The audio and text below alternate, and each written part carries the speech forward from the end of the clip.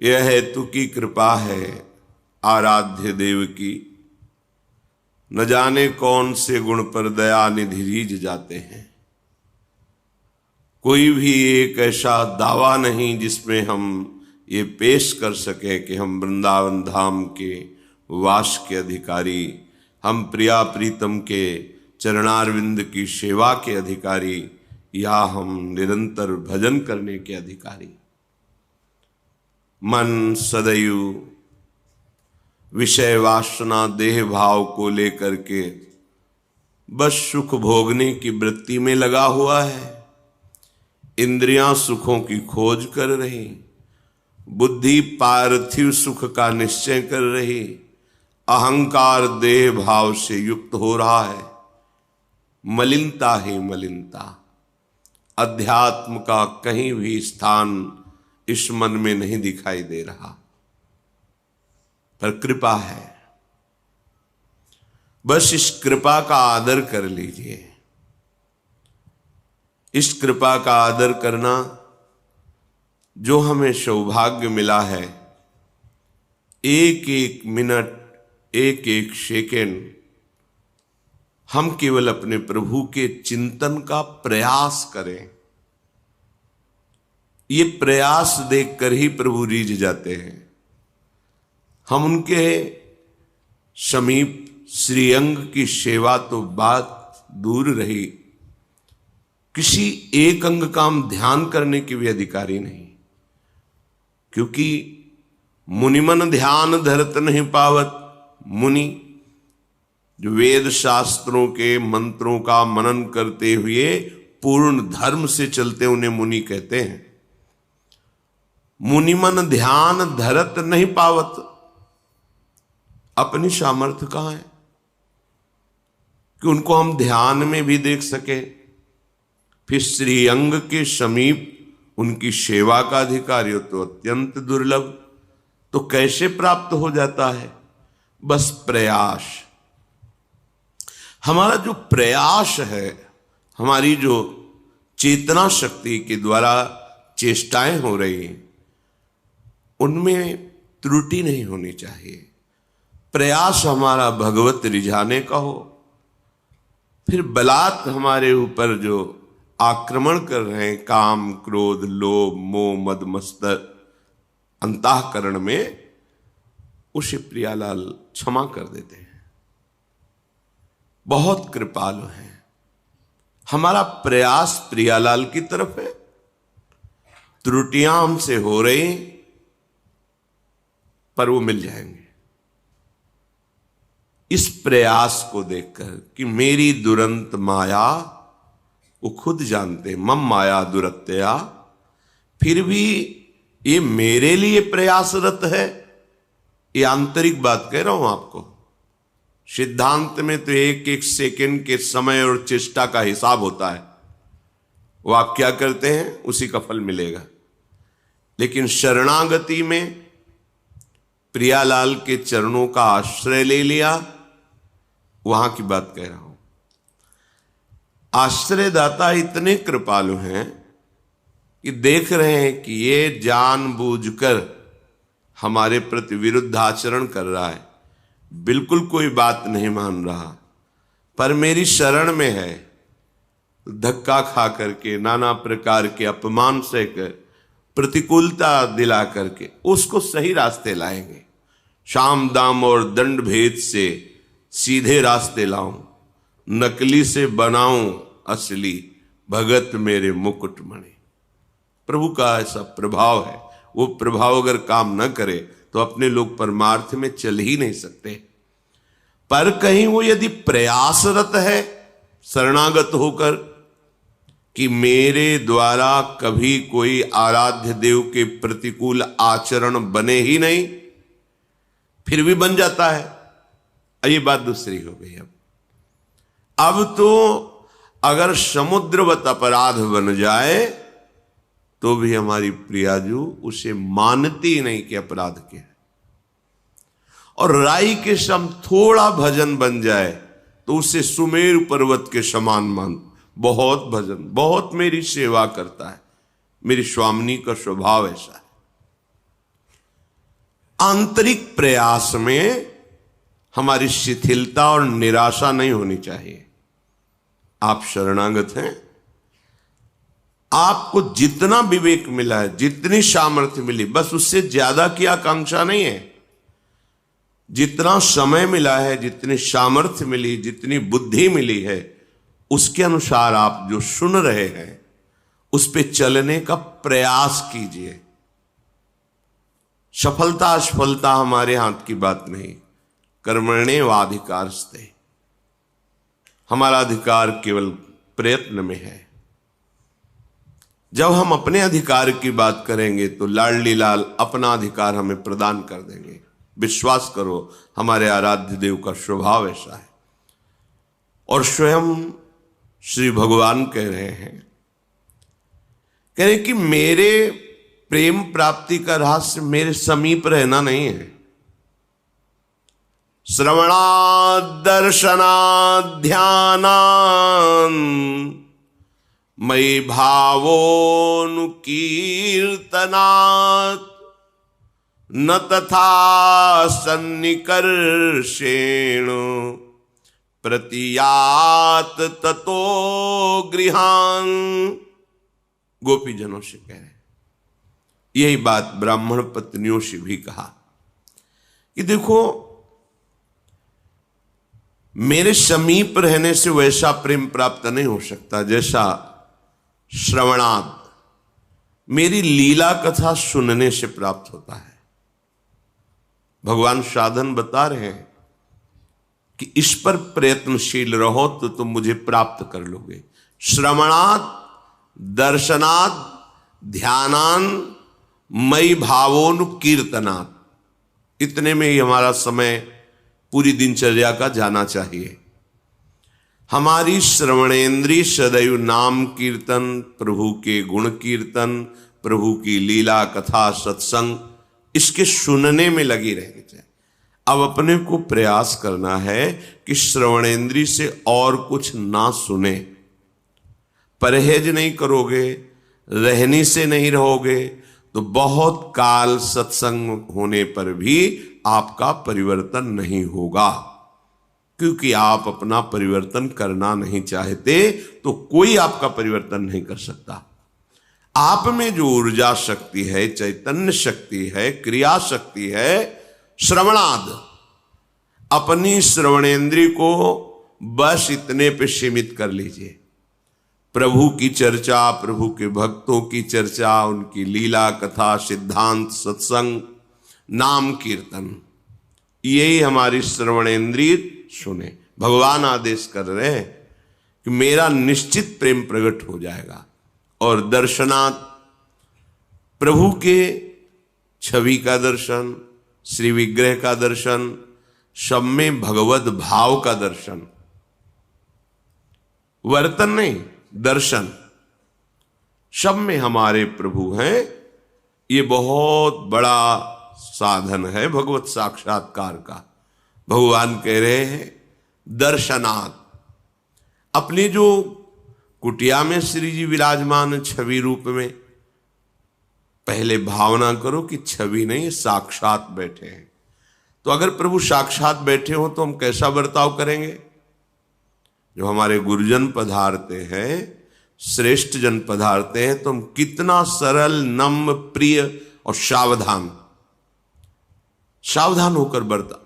महाराज बैठे हैं, गुरुदेव बैठे, पर ये तो गुरुदेव के प्राणाराध्य बैठे हैं। हमारी सेवा में गुरुदेव भी हैं, आराध्य देव भी हैं। उनके सामने हम कैसा बर्ताव करते हैं? छवि मान के ना, इसीलिए छवि है। नहीं कहो सो कहां जहां प्रभु नाही, फिर वहां तो साक्षात रूप है। प्रभु का रूप विराजमान है, गुरुदेव का रूप विराजमान है। तो क्या हम अपनी कुटिया में संतोष करते हैं, ये मानते हैं कि हमारे गुरुदेव हमारे सामने बैठे, हमारे आराध्य देव हमारे सामने बैठे? नहीं, ये तो छवि है। तो फिर घूम आओ त्रिभुवन में, जहां साक्षात दर्शन मिले फिर हमें बता देना। भावोनुकीर्तना, आपका भाव है, मेरे प्रीतम का नाम कीर्तन हो, सुन रहे, डूब रहे उसमें, मेरे प्रीतम की चर्चा हो रही। आहा, अहो भाग्य, आज साधु समागम प्राप्त हुआ। अहो भाग्य, आज भगवत चर्चा सुनने को मिली। बड़े बड़े महापुरुषों ने जब आपस में भगवत चर्चा की तो एक दूसरे की वंदना कर रहे कि आज आपने मेरे आराध्य देव की चर्चा सुनाई। ओहो, धन्य है, आपने जो मुझे प्रदान किया उसके बदले में मैं कुछ नहीं दे पाता। आपने मुझे मेरे हरि का स्मरण कराया, हरि की चर्चा सुनाई। भाव, श्रवणाद दर्शनाद। अपनी कुटिया के ठाकुर के दर्शन करते हैं तो क्या आपको लगता है कि मैं भगवत दर्शन कर रहा हूं? नहीं, एक ऐसे बैठे हैं। क्या आप उनके सामने से जय बार निकलते हैं, तय बार प्रणाम करते हैं?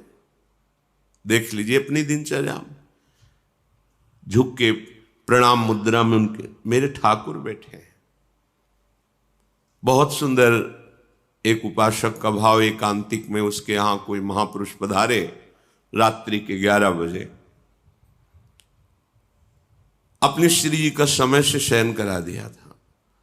भक्त हृदय और वो भी संत हृदय, उन्होंने कहा यदि आपकी श्री जी शयन कर गई तो अब हम कुछ नहीं पाएंगे, जब श्री जी नहीं पाएंगे तो हम भी नहीं पाएंगे। भक्त की अद्भुत भावना कि हम अपनी अब श्री जी को जगा नहीं सकते क्योंकि शयन कर गई। देखो, अगर भाव ना होता तो अपने घर के से पर्दा हटाओ, भोग लगाओ, संत जन को पाओ। नहीं, श्री जी तो शयन कर गई, अब नहीं, तो हम फिर कुछ नहीं पाएंगे। अब आप देख लीजिए, बार बार प्रणाम कर रहा है, उसके मन में लगा मेरे से अपराध बन गया क्या, प्रश्न किया करके।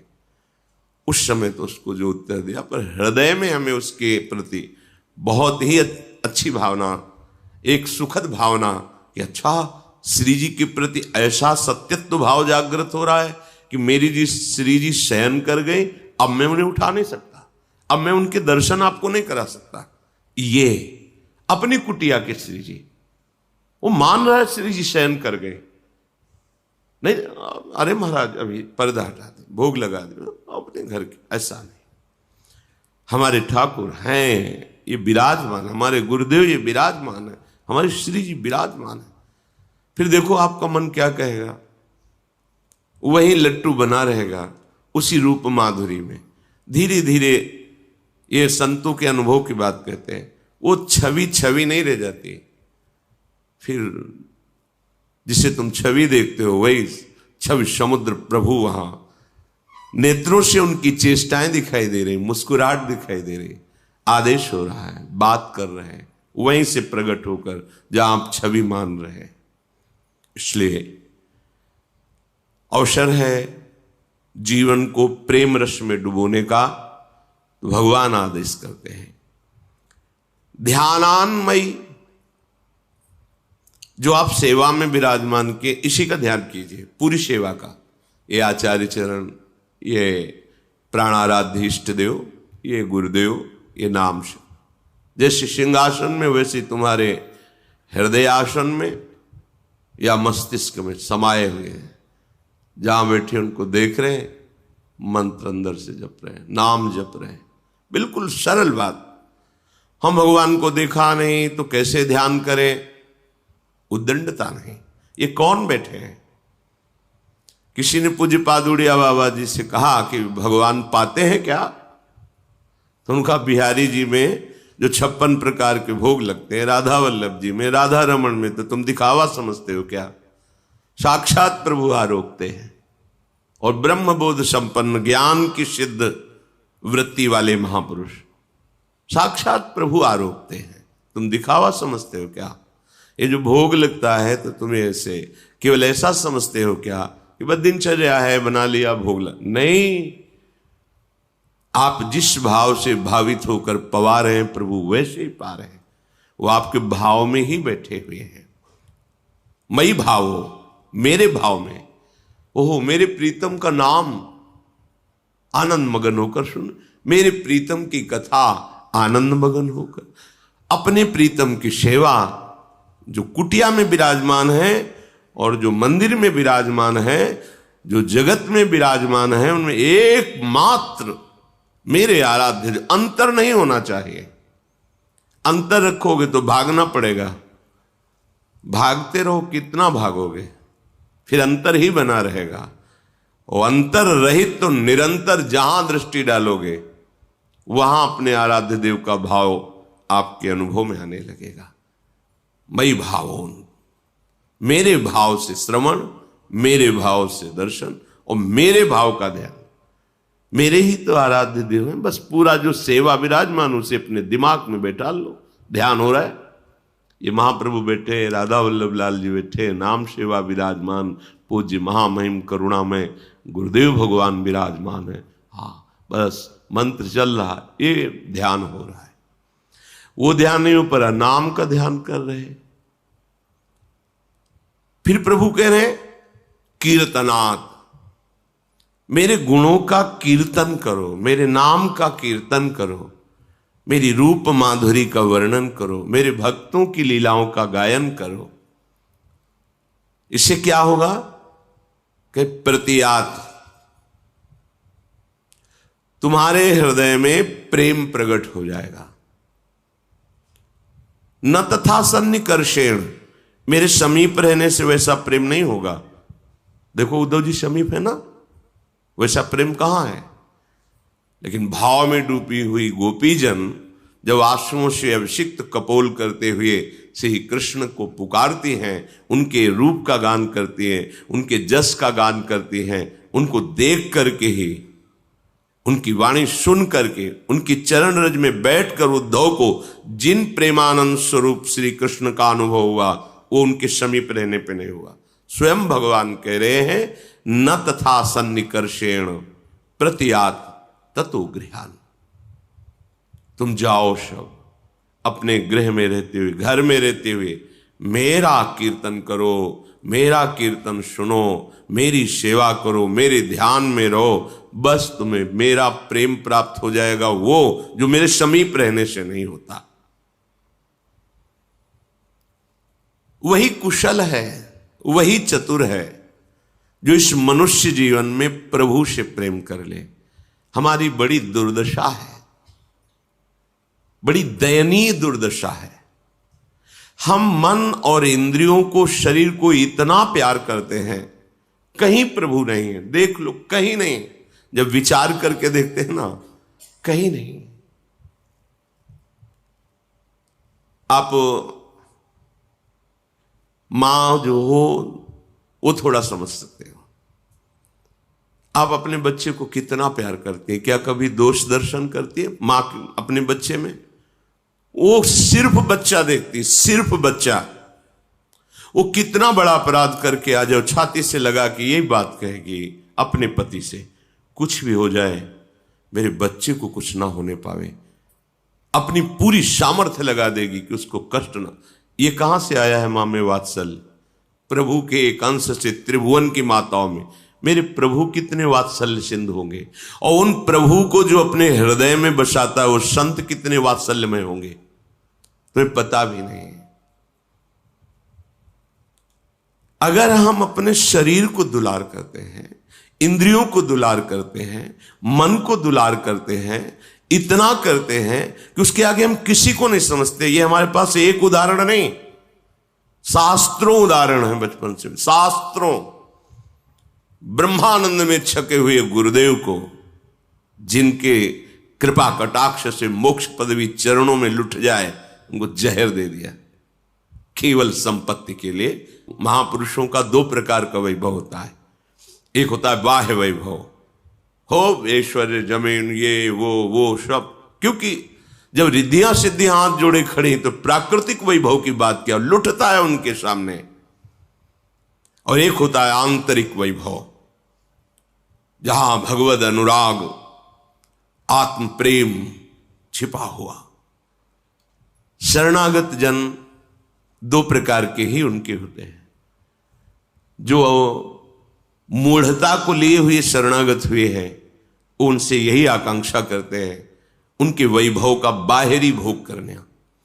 और जो विवेक को लेकर शरणागत होते हैं वो उनके आंतरिक वैभव को प्राप्त करना चाहते हैं। जहां जिस सुख में वो मगन है वही सुख मुझे प्राप्त हो। परम गुरु स्वरूपा हैं श्री गोपीजन। कुर्वन्ति ही त्वयि रतिम कुशलाः स्वात्मन नित्य प्रिय पतिसुतादिभिरार्ति दैहिकीम तन्नः प्रसीद परमेश्वर मास्म छिंद्या आशाम भ्रताम त्वयि चिराद अरविंद नेत्रम। हे अरविंदाक्ष, आप कहते हैं कि घर जाओ प्रत्यात्म गृहम। आप कहते हो मैं मानती हूं, लेकिन विवेकवान